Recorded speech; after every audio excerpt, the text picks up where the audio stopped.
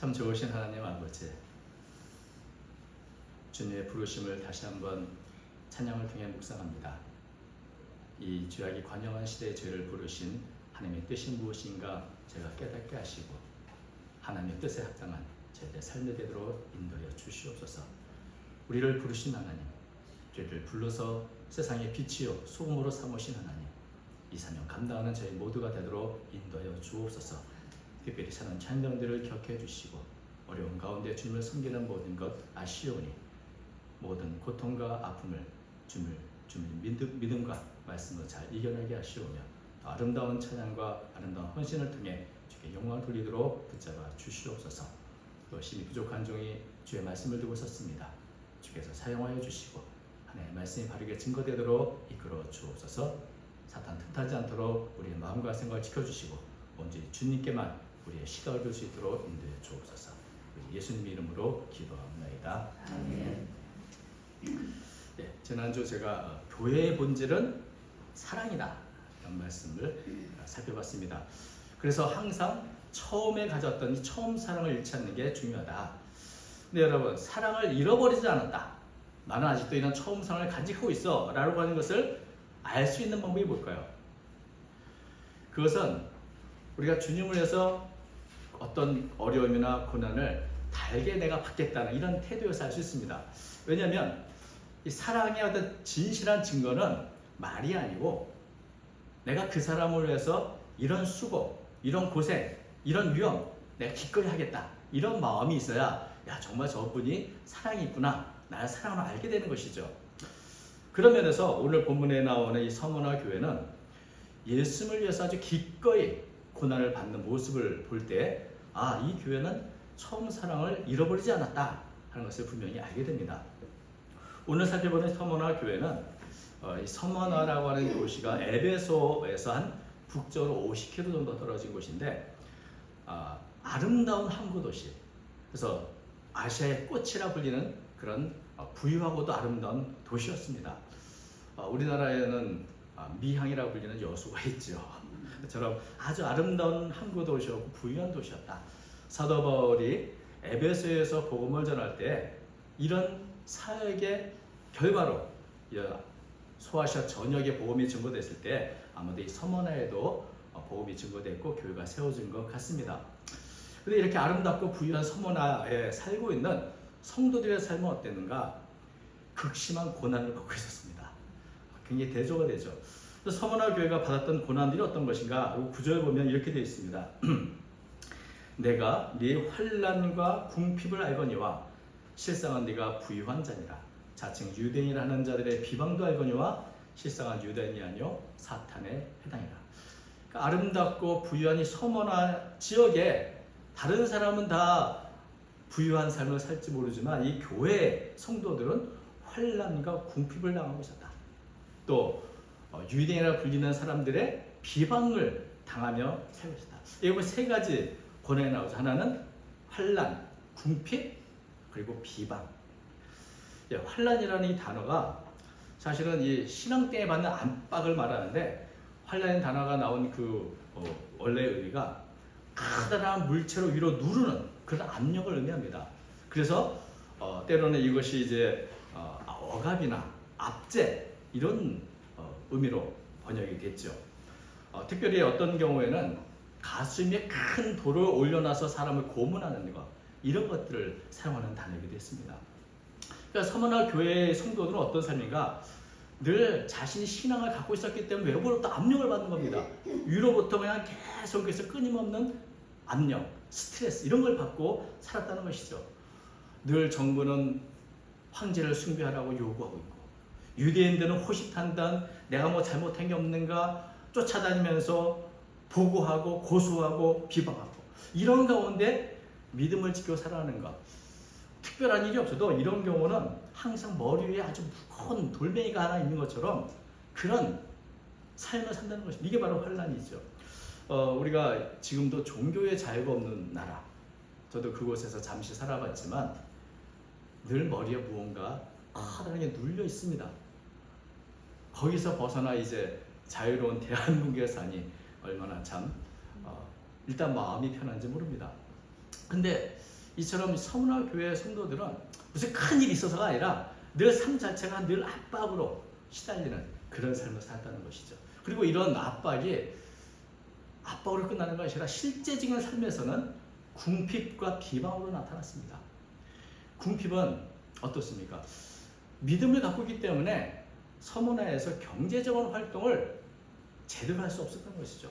왜냐하면 이제 황제 숭배를 해야 되는데 이 황제 숭배는 황제의 제단에 이제 향을 피우고 무릎을 꿇고 제물을 바치면서 바로 가이사, 황제가 주님이다 이런 고백을 하는 것인데 이게 종교적인 의식이면서 동시에 황제에 대한 충성을 맹약하는 정치적인 의식도 있습니다. 그러니까 황제 숭배를 거부한다? 이거는 불법적인 사람들이고 또 무엇보다 로마 정부의 반정부적인 생각을 갖고 있는 사람이기 때문에 로마 정부는 황제 숭배를 거부하는 이들을 향해서 가장 피고로 와닿는 조치, 경제적인 조치를 취했습니다. 과도한 세금을 먹이거나 혹은 무역으로 먹고 사는 이 도시에서 그 모임에서 추방시키고 그런 협회에서 추방시키고 매매를 금지하고 때로는 감옥에 가두고 그들의 재산을 빼앗고 이런 일들을 계속 했던 것이죠. 그러니까 제대로 된 경제활동을 하지 못하니까 성도들의 삶이 늘 궁핍할 수밖에 없는 겁니다. 근데 이런 것이 서문화 교회뿐 아니라 그 당시에 보편적인 모습이기도 했습니다. 히브리서에 보면 10장 33절부터 34절 보면 이렇게 돼 있죠. 혹은 비방과 환난으로서 사람에게 구경거리가 되고 혹은 이런 형편있는 자들과 사귀는 자가 되었으니 너희가 갇힌 자를 동정하고 너희의 소유를 빼앗는 것도 기쁘게 당한 것은 더 낫고 영광한 소유가 있는 줄 아니라. 소유를 빼앗겼어요. 경제적인 활동도 못하고 소유도 빼앗기는, 그래서 늘 비천한 자리, 궁핍한 삶을 살아가는 게 성도의 모습이었고, 또 비방. 로마 정부는 이 황제의 숭배를 굉장히 중요하게 생각했지만 유대인들에 대해서는 특별한 혜택을 베풀었습니다. 유대인들은 유일신을 믿고 결코 타협을 하지 않는 민족인 것을 알았기 때문에 이 종교적인 의식인 이 황제 숭배에서 종교적인 의식을 빼고 그래서 통치자인 황제에게 제물을 바치는 것으로 이게 아주 간편하게 마련을 했던 겁니다. 그래서 처음에 기독교의 성도들도 유대교 일파를 믿는 것으로 여겼기 때문에 이런 특별한 혜택을 받을 수가 있었습니다. 근데 유대인이 나서서 기독교는 유대교가 아니다, 저 사람들은 잘못된 종교이고 또 반정부 활동을 하는 사람들이고 여러 가지 추문이 끊이지 않는 그런 종교이다. 그 당시 기독교에 대한 잘못된 소문이 많았죠. 성찬식을 보면서 무슨 피를 먹는다는 등 식인적인 것도 있다, 별 소문이 있는데 이런 것을 통해 가지고 유대인들은 앞장서서 로마 정부와 손잡고 기독교인들을 색출하고 또 고발하고 비방하는 데 앞장을 했던 겁니다. 그래서 기독교의 박해를 선동한 일에 제일 앞장선 사람들이 바로 유대인들이죠. 그러니까 유대인들에 대해서 오늘 주님은 이렇게 말해요. 다칭 유대인으로 가지만 실상은 사탄의 회당이다. 왜? 하나님의 이름을 모독하고 하나님을 대적하고 하나님의 성도를 회방하니 그들의 뒤에는 사탄이 있는 것이라는 것이죠. 그래서 그들의 겉모습은 어떠할지라도 그의 속은, 그 배경은 바로 사탄들의 도구로 사용되는 사탄의 회당이라 이렇게 말씀하기도 하는 것입니다. 사실 교회와 성도를 괴롭히는 것은 눈으로 보이기에는 로마 정부나 혹은 유대인들이겠지만 그 배경에는 사탄이 있습니다. 사탄은 하나님을 대적하는 자, 또 마귀라는 말은 고소하는 자, 비방하는 자, 중상하는 자라는 의미가 있는데 바로 이런 일들을 유대인들이 했기 때문에 성도로 산다는 것은 늘 압력을 받고 궁핍하고 또 늘 비방, 잘못된 거짓 뉴스 때문에 비방을 받는 그런 삶을 살던 것입니다. 이런 삶을 사는 게 얼마나 힘들겠습니까? 그러니까 이 서문화 성도들은 주님께서 이제 고난이 끝나고 이제 즐거움이 시작돼, 축복을 시작될 거다, 이런 메시지를 얼마나 기다렸겠습니까?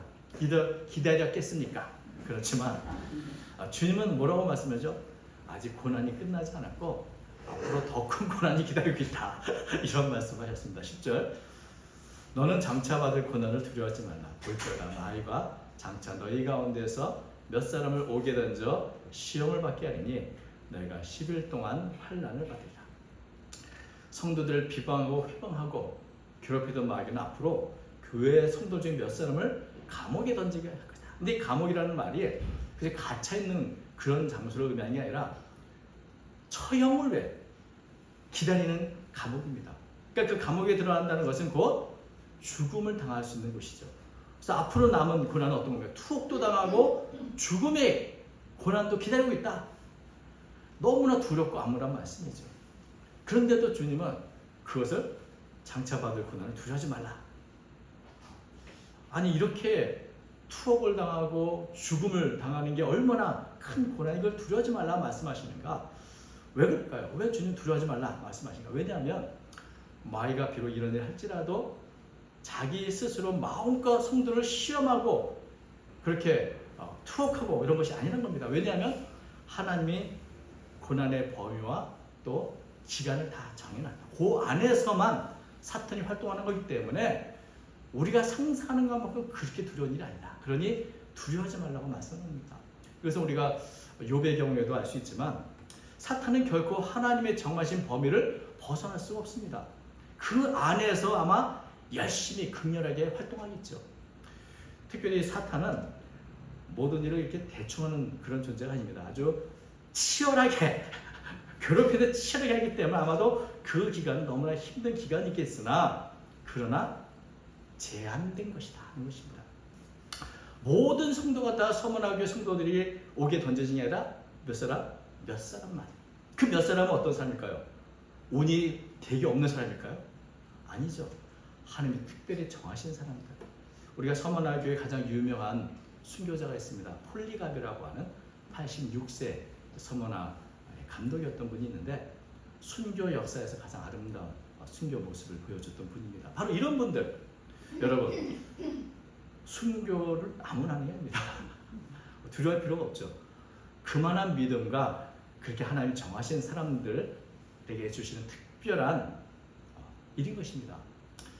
그리고 그 기간은 얼마인가? 10일이라고. 내가 10일 동안 하려면 10일이 고난받는 사람이 너무나 끝없이 길게 느껴질지 모르지만 사실은 10일은 굉장히 짧은 시간이죠. 뭐 한 달도 아니고 10일이다. 그러니 고난의 기간들 그것은 비록 힘들고 어려운 기간이겠으나 하나님이 정하신 그 기간이 끝나면 제 11일째 모든 고난은 끝나게 될 것이다. 이런 말씀하시고 있죠. 그런데 이 기간은 정말 시험의 기간입니다. 성도들이 고난을 받으면서 어떤 생각하겠습니까? 야, 하나님이 정말 계시는 건가? 하나님께서 나를 버리신 것은 아닌가? 또 어떤 사람들은 오늘 말씀하신 것처럼 찬양을 통해 이렇게 우리가 하나님께 찬양을 드렸던 것처럼 하나님의 부르심은 후회도 없으시고 실수가 없으시니 내가 이 하나님의 선하심을 믿고 기다리면 가장 안전한 길로 완전한 길로 또 아름다운 길로 이런 믿음을 갖고 있는 분들이 있고 이런 시험의 기간들을 이게 보내는데 그러나 결국 이 10일은 끝나게 됩니다. 제 11일 마치 어둠이 끝나면 새벽이 오는 것처럼 반드시 제 11일이 다가오기 때문입니다. 그래서 이런 극심한 고난의 시기를 함께 겪었던 베드로 사도는 서신서에서 이렇게 성도를 위로했습니다. 베드로서 1장 6절 그러므로 너희가 이제 여러 가지 시험으로 말미암아 잠깐 근심하게 되지 않을 수 없으나 도리어 크게 기뻐하는구나. 베드로서 5장 10절 모든 은혜의 하나님 곧 그리스도 안에서 너희를 부르사 자기의 영원한 영광에 하게 하신 이가 잠깐 고난을 당한 너희를 친히 온전하게 하시며 굳건하게 하시며 강하게 하시며 털을 견고하게 하시리라. 사도 베드로는 서신서에서 뭘 강조하냐면 너희들이 극심한 고난을 겪었으나 잠깐이었다. 그것은 열이라는 기간은 영원히 누리는 영광에 비하면 너무나 잠깐이 아닌가. 잠깐 여러 가지 시험을 근심했고 잠깐 우리는 고통을 당하지만 그로 인해서 얻어지는 영광은 영원하다. 고통은 잠깐이요 영광은 영원하다. 그러니 그 10일의 기간 하나님의 정하신 기간은 그저 잠깐 것이고 하나님은 더 큰 것으로 그리고 이 고난 당하는 너희를 온전하게 하시고 굳건하게 하시고 더욱더 견고하게 해 주실 것이다. 이런 말씀을 하고 있는 겁니다. 그렇기 때문에 두려워하지 마라. 주님은 말씀하고 있죠. 장차 그 다가오는 환난 때 그 무엇을 해야 되는가? 두려워하지 말고 죽도록 충성하라. 네가 죽도록 충성하라. 그리하면 내가 생명의 권을 내게 주리라. 이 충성이라는 단어가 믿음이라는 단어와 같은 어원에서 났습니다. 그러니까 충성과 믿음이 거의 같죠. 충성이라는 단어의 의미는 믿을만하다, 신실하다 이런 의미를 갖고 있는 단어입니다. 그래서 내가 갖고 있는 믿음을 신실하게 끝까지 지키는 게 바로 충성이죠. 심지어 죽는 데 이를지라도 변함없이 그 신실한 믿음을 지켜라 이렇게 말씀하시는데 저는 이 말씀 보면서 주님이 조금 좀 너무하신 게 아닌가 좀 심하시네 뭐 이런 생각을 잠깐 했습니다. 왜 그러냐? 지금까지 주님을 위해서 고난을 이렇게 많이 환난과 또 궁핍과 비방을 받았으면 그만하면 됐다. 이제부터는 좀 내가 축복할 테니 평안을 누리도록 해라. 이래야 옳지 않을까 이런 생각을 했습니다.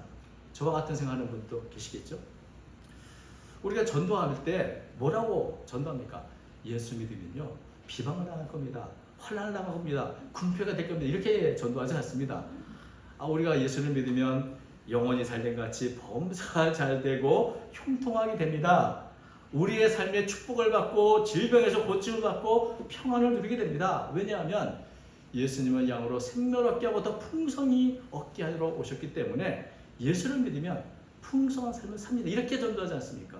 그런데 서머나 성도들은 예수를 믿음을 지금까지 환난, 궁핍, 비방을 당했을 뿐만 아니라 앞으로 투옥과 죽음의 고난 받아야 된다. 그런데 주님은 죽도록 충성해 라고 이렇게 말씀하시는 것은 너무 각박하고 엄격하고 잔혹한 게 아닙니까? 이런 생각이 드는 겁니다. 도대체 주님은 왜 이런 상황에서도 서머나 성도들에게 죽도록 충성하라고 말씀하시는가? 주님이 정말 엄격하고 잔혹한 분이기 때문에 그런 건가? 여러분, 이 문제를 우리가 해결하기 위해서는 기독교 신앙이 뭔가, 정말 예수 믿는 게 뭔가, 이거부터 우리가 좀 알 필요가 있습니다. 사실 이 질문의 대답은 주님께서 이미 서머나 성도들에게 말씀해 주셨습니다. 9절 보면 이렇게 되어 있죠. 내가 내 환난과 궁핍을 알거니와 실상은 내가 부유한 자이다. 투옥되고 재산 뺏기고 죽음의 위기를 맞이하니 서머나 교회를 바라보는 주님께서 참 가련하고 불쌍하도다 이렇게 말씀하는 게 아니라 사실은 네가 복받은 사람이야. 네가 참 부유한 사람, 부자야. 이렇게 말씀하신다는 거죠. 여러분 이해가 되십니까? 서머나 교회 성도들 세상에서도 보잘것없고 가난하고 늘 고난 속에 사는 이들을 향해서 주님은 오히려 부자다, 부유하다, 풍성하다 이렇게 말씀하신다는 거죠. 왜 그럴까요? 주님이 바라보시는 시각은 우리가 보는 시각과 다릅니다. 주님은 서머나 교회 성도들 마음에 갖고 있는 그 안에 갖고 있는 값으로 매길 수 없는 너무나 귀한 보물을 소유하고 있다는 것을 알고 계시기 때문입니다. 성도들은 그 마음에 그 속에 보물을 갖고 계십니다. 그 보물이 누군가? 바로 예수님입니다. 골로새서 2장 3절에 있는 것처럼 예수 그리스도 안에 하나님께서 얘기하신 모든 은혜와 축복이 있고 지혜와 지식의 모든 부하가 감춰져 있는데 예수를 믿는 자들은 바로 이런 보배를 마음에 갖고 있는 분들인 것이죠. 그래서 예수 믿는 성도는 그가 어떤 형편이 있든지 그는 부유한 사람입니다. 물질적으로는 비록 가난하고 환난과 비방을 당할지라도 그들은 모두 영적으로 예수 안에서 부유한 사람이라고 예수님은 말씀하는 겁니다. 예수님을 우리가 어떤 분인가 좀 더 알아보면 이것이 조금 더 명확하게 나타납니다. 8절을 보면 예수님께서 어떤 분이라고 하죠? 처음이요 마지막이요 죽었다가 살아나신 분이다. 예수님은 하나님으로 모든 만물의 처음이요 마지막이 되신다. 근데 그 하나님이 우리를 위해서 인간으로 오셨고 이 땅에 오셔서 죽었다가 다시 살아나신 분이죠. 여러분, 예수님께서는 서머나 교회 성도들이 지금 겪고 있는 그런 환난, 궁핍, 그리고 비방 이런 것들을 이미 다 담당하셨습니다. 다 겪으셨습니다. 그리고 십자가의 고난을 죽기까지 충성하셨습니다. 여러분, 예수님께서 십자가의 고난, 그 죽기까지 그 십자가에서 견디신 것은 무엇 때문입니까? 바로 우리를 향한 사랑 때문이었죠. 그래서 많은 사람이 조롱하고 비방할지라도 그 십자가에서 끝까지 죽도록 충성하시며 죽으신 겁니다. 그리고 하나님께서는 바로 이런 예수님을 지극히 높으셨고 하늘에 있는 자들과 땅에 있는 자들과 땅 아래에 있는 자들 모든 무릎을 예수 이름에 꿇게 하셨다. 그래서 예수님은 보기에는 실패자 같았으나 승리자였고 약한 자 같았으나 강한 자였고 가난한 자 같으나 부유한 자였습니다. 서머나 성도들이 바로 이런 예수님의 본을 따라서 지금 그 발자취를 따르고 있는데 예수님과 동일한 가치관을 갖고 살아간다면 예수님이 죽도록 충성하여 하나님으로부터 이런 영광을 얻으신 것처럼 그의 성도들도 동일하게 비록 힘들고 어려울지라도 죽도록 충성해야 되지 않겠는가 하는 것입니다. 주님께서 끝까지 십자가의 길을 걸으셨던 것처럼 서머나 성도들에게도 너도 그 길을 끝까지 걸어가라고 말씀하고 있습니다. 왜냐하면 그 길이 바로 생명의 길이요 부활의 영광에 참여하는 길이기 때문입니다. 세상의 판단과 주님의 판단이 다른 것이죠. 우리가 세상의 가치관대로 판단하면 예수님을 위해서 고난당하는 것 가장 불쌍하고 가련하고 헛된 일을 하는 그런 모자란 사람들입니다. 그러나 주님께서 보시는 그런 기준과 영혼의 기준을 볼 때면 성도들의 말로 가장 부유한 자들이고 잠깐의 고난으로 영원한 영광의 관을 얻는 영광스러운 자들이며 둘째 상황에 이르지 않는 복된 자들이라는 것이죠. 우리 사도 바울이 성도들에 대해서 이렇게 말한 적이 있습니다. 고린도후서 6장 8절부터 10절 우리는 속이는 자 같으나 참되고 무명한 자 같으나 유명한 자여 죽은 자 같으나 보라 우리가 살아있고 징계를 받는 자 같으나 죽임을 당하지 아니하고 근심하는 자 같으나 항상 기뻐하고 가난한 자 같으나 많은 사람을 부유하게 하고 아무것도 없는 자 같으나 모든 것을 가진 자입니다. 이게 바로 예수님의 모습이고 예수님을 따르는 진정한 교회와 성도들의 모습인 것입니다. 만약 성도들이 이런 정체성을 잃어버리고 세상의 기준대로 나도 좀 환난에서 벗어나고 궁핍에서 벗어나서 세상 사람과 똑같이 성공하고 살고 싶다.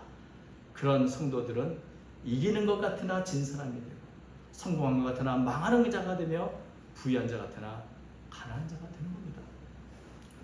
서머나 교회 성도들이 특별히 고난을 많은 이유가 뭡니까?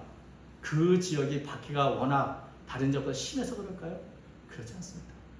서머나 성도들이 잘못 살아서 당하는 고난입니까? 아닙니다. 그들이 받는 고난은 주님에 대한 처음 사랑을 잃지 않기 위해서 끝까지 주님을 사랑하는 마음으로 견뎠던 겁니다. 주님이 걸어가신 그 길을 나도 걸어가겠다고 그 고난을 자초하고 세상과 타협하지 않고 그 길을 걸어갔던 겁니다. 그들을 향해서 주님은 박수를 치시면서 앞으로 다가는 환난도 두려워하지 마라. 내가 너와 함께 할 것이고 너는 그 길을 끝까지 걸어감으로 생명의 권을 얻을 것이라 격려하시며 말씀하고 있는 것입니다. 여러분, 디모데후서 3장 12절에 이런 말씀이 있습니다. 무릇 그리스도 예수 안에서 경건하게 살고자 하는 자는 박해를 받으리라. 박해를 받는 것은 어떤 특별한 시대, 특별한 교회의 모습이 아니라 어느 시대, 어떤 교회, 어떤 성도든지 정말 예수님의 사랑을 잃지 않고 그 말씀대로 살고 주님의 발자취를 따라갈 애를 쓰는 모든 성도들은 이런저런 박해를 받고 고난을 받고 또 어려움을 겪게 되는 것입니다. 그래서 보네포 목사는 고난이란 모든 진실한 그리스도인을 보여주는 표지라고 말했습니다. 저는 중국에서 고난을 당하는 성도들과 함께 있어서 행복했습니다. 실제로 주님 때문에 감옥에 갇히고 재산을 빼앗기고 자녀들의 앞길이 막히는 그런 고난을 있는 성도들과 함께해서 기뻤습니다. 만약에 우리에게 고난이 없다면 우리가 무언가 타협하며 살고 있기 때문이 아닌가, 그것을 생각해야 합니다. 우리의 삶이 언제나 좋은 환경, 좋은 조건에서만 주어지는 것이 아닙니다. 때로는 고난도 오고 생각지 못한 시험도 찾아옵니다. 하나님의 정하신 그 기간, 그리고 정하신 사람이 누군지 우리는 알지 못하지만 고난의 길, 십자가의 길을 가야 할 사람도 있을지 모릅니다. 그러나 우리가 두려워하지 않는 것은 그것은 하나님의 정하신 제한된 고난이기 때문에 그렇습니다. 고난은 잠깐이요 영광은 영원하다. 세상의 부유함도 잠깐입니다. 고난도 잠깐입니다. 그러나 하나님이 인정하시는 영원한 생명과 그 부유함은 영원합니다. 그렇기 때문에 우리 모든 성도들은 서문화 교회 성도들과 같이 우리의 믿음을 잃지 않고 사랑을 지키고 주님께서 주신 이 발자취를 우리 모두도 걸어가야 될 줄로 믿습니다. 그럴 때에 예수의 향기가 우리를 통해서 전누리에 온누리에 퍼지는 그런 아름다운 삶을 살게 되는 줄로 믿습니다. 이런 아름다운 삶을 살아가는 저와 여러분 되시기를 주님 이름으로 축원드립니다. 기도하겠습니다. 거룩하신 하나님 아버지, 우리의 삶을 돌아볼 때 참 우리의 사랑이 부족하고 또 언제나 고난이 두려워 여러 가지 모양으로 타협하며 살아온 자신을 발견합니다. 주여 용서하여 주시고 서문화 교회 성도들과 같이 우리도 고난을 두려워하지 않고 그래서 말씀하신 것처럼 주께서 허락하신 십자가의 길, 고난의 길일지라도 끝까지 달려가는 제가 되도록 인도하여 주옵소서. 또 세상을 향하여 빛과 소금의 역할을 감당하게 하시고 많은 사람을 주님께로 인도하는 또 복된 삶을 살아가도록 우리 모든 성도를 축복해 주시옵소서. 우리를 통하여 예수님의 그 아름다운 향기가 더욱더 널리 퍼지도록 사용하여 주옵소서. 예수님 이름으로 기도하옵나이다. 아멘.